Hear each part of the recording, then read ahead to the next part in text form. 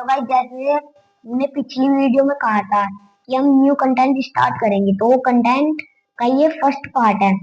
तो अभी हम आपसे कुछ पहेली पूछेंगे, ध्यान से सुनना।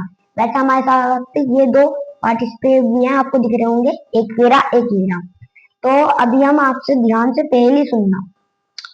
कबूतर उड़ता तो आसमान में है मगर रहता कहाँ है गाइस? तो अभी इससे पूछते हैं, भाई ये ये भी दे कुछ पाएगा। भाई ये भी कुछ सवाल है। कबूतर उड़ता है आसमान में मगर रहता है कहाँ? घोंसले में। अब ये बताएगा। या भाई मोटे जैसा तुमने पिछली वीडियो में बोल रहा था, उसमें अपने जैसा ही तू बमलाया था, फुस्सी जैसा तू है, मोटा गुब्बारा। कबूतर उड़ता है आसमान में मगर धरती पे ही रहता होगा, नॉर्मल सी बात है। बस बस बस।